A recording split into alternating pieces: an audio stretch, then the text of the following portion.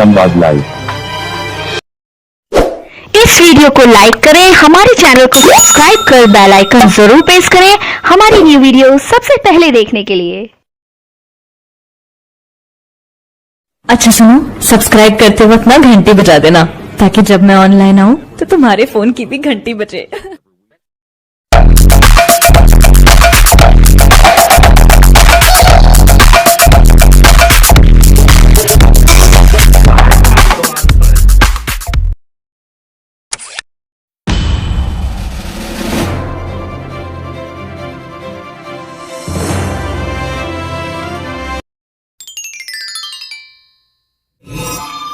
इस क्लास में हम लोग सबसे पहले बात करेंगे हिंदी शब्द की उत्पत्ति कैसे हुई, यानी कि जो भाषा हम लोग आज बोल रहे हैं सबसे पहले किसने कहा कि ये हिंदी है, इसका नाम हिंदी है। ठीक है, तो चलिए देखते हैं। संस्कृत, पाली, प्राकृत, अपभ्रंश आदि किसी भी प्राचीन भारतीय भाषा में हिंदी शब्द उपलब्ध नहीं है, यानी कि हमारे किसी भी प्राचीन भारतीय भाषा में हिंदी शब्द का उल्लेख कहीं नहीं किया गया है। ठीक है, तो हिंदी शब्द आया कैसे? हमारी भाषा का नाम हिंदी ईरानियों की देन है। ठीक है, अब ईरानियों की देन कैसे है, चलिए उसके बारे में बात करते हैं। तो संस्कृत की सा ध्वनि फारसी में हा बोली जाती है, जैसे सप्ताह का हफ्ता, सिंधु का हिंदू। ठीक है, यानी कि जो ईरान के रहने वाले लोग हैं, ईरान का प्राचीन नाम फारस है और वहाँ की भाषा फारसी। ठीक है, तो संस्कृत की सा ध्वनि फारसी में हा बोली जाती है, जैसे सप्ताह का हफ्ता, सिंधु का हिंदू। तो हुआ क्या कि ईरानियों द्वारा सिंध नदी को हिंद या हिंद कहा जाता था। सिंधु नदी के पार का संपूर्ण भूभाग हिंद या हिंदुस्तान कहा जाता था और हिंद की भाषा हिंदी कहलाई। यानी कि वो सा को हा बोलते बोलते सिंधु को हिंदू और जो क्षेत्र था वो हिंद और वहाँ की भाषा हिंदी उन्होंने कहा दिया। ठीक है, तो इस तरह से हमारी भाषा का नामकरण हिंदी पड़ा। ठीक है, तो ये रहा हिंदी भाषा का या हिंदी शब्द की उत्पत्ति या व्युत्पत्ति। ठीक है, और कहा जाता है कि सबसे पहले अमीर खुसरो ने भाषा या भाषा के स्थान पर हिंदी या हिंदी शब्द का प्रयोग किया, यानी कि अमीर खुसरो ने भी हिंदी शब्द का प्रयोग सबसे पहले किया। तो ये रहा हिंदी शब्द की व्युत्पत्ति। अब चलिए पढ़ते हैं हिंदी साहित्य का विकास। हिंदी साहित्य का विकास जो है वो हिंदी का वास्तविक आरंभ 1000 ईस्वी से माना जाता है और तब से लेकर आज तक का समय काल 3 कालों में विभाजित किया गया। पहला है आदिकाल जो लगभग 1000 ईस्वी से 1500 ईस्वी के आसपास तक चला। दूसरा है मध्यकाल जो 1500 ईस्वी से लेकर 1800 ईस्वी तक के आसपास चला। और तीसरा है आधुनिक काल जो 1800 ईस्वी से लेकर के अब तक का समय चल रहा है। वैसे ही अलग अलग जगहों पर ये समय अलग अलग मिल सकते हैं, क्योंकि अलग अलग साहित्यकारों ने अपने समझ के अनुसार अलग अलग समय निर्धारित किए हैं। ठीक है, तो ये समय हम लगभग इतना ही समय मानकर चलेंगे। ठीक है, और अलग अलग जगहों पर अलग अलग मिल सकता है। तो जो हिंदी का विकास हुआ वो पद्य यानी कि काव्य एवं गद्य दोनों रूपों में हुआ। ठीक है, लेकिन सबसे पहले जो अधिक प्रचलन में था वो काव्य था। ठीक है, यानी कि पहले लिखने पढ़ने की सामग्री कम उपलब्ध होती थी, तो इसीलिए लोग कविता के माध्यम से लिखते कम थे और पढ़ते ज़्यादा थे, यानी कि कम लिख करके ज़्यादा समझ जाना ये काव्य की विशेषता होती है। ठीक है, तो इसीलिए सबसे पहले काव्य का विकास हुआ, उसके बाद गद्य का विकास होता है। ठीक है, तो हम लोग सबसे पहले काव्य का विकास पढ़ेंगे, उसके बाद गद्य का विकास। तो चलिए देखते हैं हिंदी काव्य साहित्य का विकास काल कैसे शुरू हुआ। ठीक है, तो हिंदी काव्य साहित्य का विकास काल, तो हिंदी काव्य साहित्य की शुरुआत 1000 ईस्वी से भी पहले हो चुका था। ठीक है, यानी कि हिंदी काव्य साहित्य की जो शुरुआत थी वो 1000 ईस्वी से पहले हो चुका था।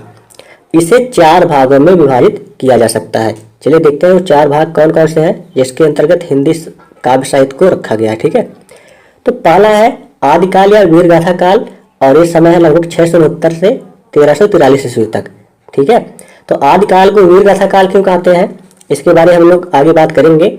उसके बाद यहाँ पर मध्यकाल को 2 भागों में बांट दिया गया, एक पूर्व मध्यकाल जिसे भक्ति काल कहा जाता है और दूसरा उत्तर मध्यकाल जिसे रीतकाल भी कहा जाता है। और पूर्व मध्यकाल या भक्ति काल का समय काल ये 1343 से 1643 ईस्वी के बीच माना जाता है और मध्यकाल या रीतकाल का जो समय है वो 1643 से 1868 ईस्वी तक के बीच माना जाता है। ठीक है, उसके बाद आधुनिक काल आता है और आधुनिक काल 1868 ईस्वी से अब तक का जो समय काल चल रहा है वो आधुनिक काल के अंतर्गत आता है। ठीक है, तो ये तो रहा हिंदी काव्य साहित्य का जो विभाजन 4 भागों में किया गया, ठीक है। अब हिंदी गद्य साहित्य के बारे में बात कर लेते हैं, उसके बाद हम लोग एक एक करके सब लेखक, रचना और उनकी जो विशेषताएं हैं सब पढ़ेंगे, ठीक है। तो हिंदी गद्य साहित्य का विकास काल अगर देखा जाए तो इसे निम्नलिखित भागों में विभाजित किया जा सकता है, ठीक है।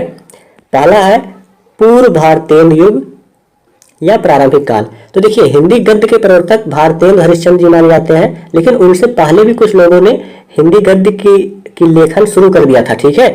तो उस समय काल को पूर्व भारतेंद्र युग या प्रारंभिक काल कहा जाता है, ठीक है। पूर्व मतलब भारतेंद्र जी से पहले की बात हो रही है, ठीक है। और ये 13वीं सदी के मध्य से 1868 ईस्वी तक चला, यानी कि अगर देख सकते हैं यहाँ पर, ये 1000 ईस्वी के बाद हिंदी गद्य का मतलब हिंदी गद्य की शुरुआत हुई, ठीक है, या हिंदी गद्य की रचना शुरू की गई। उसके बाद आता है भारतेंद्र युग, जिसे पुनर्जागरण काल कहा जाता है, क्योंकि इस समय में भारतेंद्र जी के समय में हिंदी गद्य का बहुत व्यापक विकास हुआ था, ठीक है। और ये समय 1868 ईस्वी से 1900 ईस्वी तक चला था। उसके बाद आता है महावीर प्रसाद द्विवेदी जी के नाम पर द्विवेदी युग, ठीक है। और ये समय 1900 से 1922 ईस्वी तक चला। उसके बाद शुक्ल युग, और शुक्ल युग को छायावाद युग भी कहा जाता है, ठीक है। इसमें छायावादी कवियों के बारे में भी हम लोग पढ़ेंगे आगे, उनकी रचनाएं देखेंगे, ठीक है। और इस समय 1919 से 1938 ईस्वी तक चला। उसके बाद पांचवा शुक्लोत्तर या छायावाद उत्तर युग, और ये समय 1938 से लेकर के अब तक का समय काल है, ठीक है। तो यह हिंदी गद्य साहित्य का विकास, ठीक है। तो इस तरह से हिंदी गद्य का विकास और हिंदी पद्य का विकास, तो ये जितने भी युग है या जो काल है, हम लोग एक एक काल के बारे में अगले क्लास से पूरे विस्तार से पढ़ेंगे कि कौन से काल को, जैसे आदि काल को वीर गाथा काल क्यों कहा जाता है, ठीक है, इसकी विशेषता क्या है, इसके प्रमुख कवि और उनकी रचनाएं क्या क्या है, और इस तरह से इसी तरह से गद्य का भी पढ़ेंगे, ठीक है।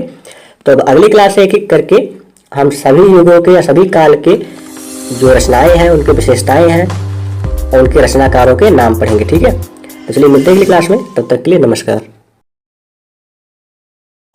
इस वीडियो को अपने दोस्तों के साथ जरूर शेयर कीजिएगा और इस वीडियो में कमेंट करके हमें लाजमी तौर पर बताइएगा कि आने वाले वक्त में आप किस तरह की वीडियोस देखना पसंद करते हैं।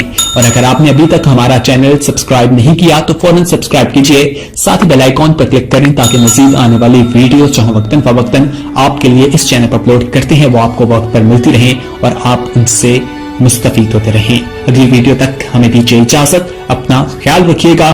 ताज़ा तरीन अपलोड्स की नोटिफिकेशन हासिल करने के लिए हमारे चैनल को सब्सक्राइब करें और साथ में दिए गए घंटी के निशान को दबाना ना भूलें।